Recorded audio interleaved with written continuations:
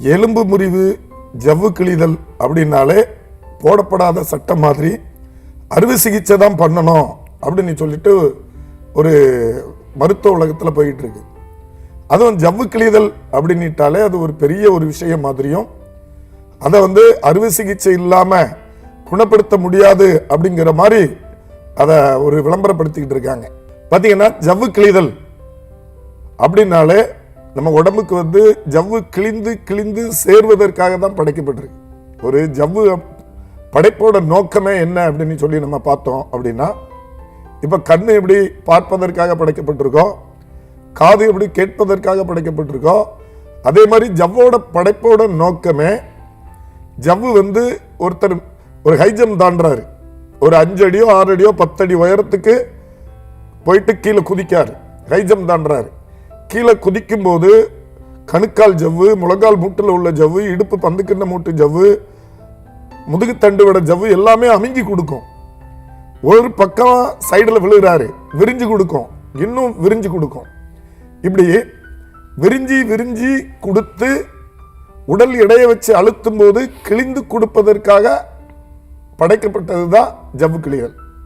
இப்போ ஒருத்தர் மாடிப்படியில இருந்து இறங்கும் போது கால் பரண்டு கீழே விழுந்துட்டாருன்னா முதல்ல நமக்கு ஜாயிண்டில் உள்ள ஜவ்வு விரிஞ்சு கொடுக்கும், அதுக்கு பிறகு இன்னும் கொஞ்சம் விரிஞ்சு கொடுக்கும், அதுக்கு பிறகு கிழிஞ்சு கொடுக்கும்.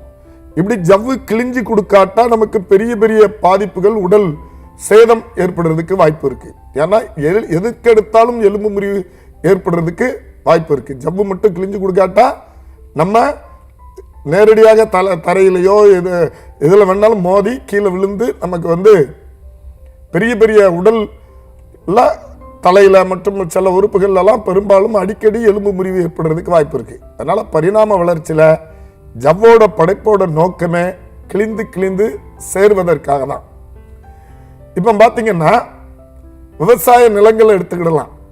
நம்ம இன்னைக்கும் கிராமங்கள்ல பாருங்க, ரோட்ல இருந்து அவங்க வயலுக்கு கொண்டு போறதுக்கு, வயலுக்கு விதைக்க வேண்டிய பொருட்களை கொண்டு போறதுக்கு 1 கிலோமீட்டர்ல இருந்து 2 கிலோமீட்டர் தலையில சுமந்து, விதை பொருட்களை தலையில சுமந்து, சிறு சிறு வாய்க்கால்களை, நீர் நிலைகளை சிறு சிறு வாய்க்கால்கள் நடந்து இறங்கி தாண்டி ஈர மண்ணுல நடந்து போய் விதைப்பாங்க. அப்போ ஈர மண்ணுல நடந்து போகும்போது சிறு சிறு வாய்க்கால்களை தாண்டும் போது அவங்களுக்கு வலிக்கு கீழே விழுந்து தோள்பட்டையை கொண்டு கீழே ஊனுனாலோ கையை கொண்டு கீழே ஊனுனாலோ ஜவ்வு கிழிதல் ஏற்படும். இந்த மாதிரி ஜவ்வு கிழிதல்ங்கிறது மிக எளிதில் எல்லா வேலையிலையும் விளையாடும் போது, இடர்பாடுகள் ஏற்படும் போது நமக்கு ஜவ்வு கிழிதல் ஏற்படுறதுக்கு வாய்ப்பு இருக்கு. அப்போ மனுஷன் ஜவ்வு கிழிந்தாலே அறுவை சிகிச்சை தான் பண்ணணும் அப்படின்னு சொல்லி சொன்னா, இந்த உலகத்துல யாருமே அறுவை சிகிச்சை பண்ணாம இருக்கவே முடியாது. எல்லா காலகட்டத்திலையும் எல்லா மனிதருக்கும் ஃபுட்பால் விளையாண்டா கால் பெருவரல் கணுக்காலில் ஜவ்வு கிழிதல் ஏற்படும், வாலிபால் விளையாண்டா தோள்பட்டையில ஜவ்வு கிழிதல் ஏற்படும், ஏன் ஜிம்னாஸ்டிக் பண்ணா ஜாயிண்டுகள்ல ஜவ்வு கிழிதல் ஏற்படும். இப்படி ஜவ்வு கிழிதல் முழுக்க முழுக்க தானாக சேர்ந்து கொள்ளும் தன்மை உடையது. அந்த ஜவ்வு கிழிதல் ஏற்பட்ட உடனே நம்ம சிறிதளவும் அசைவில்லாமல் இருக்கும்போது அது தானாகவே சேர்ந்து கொள்ளும்.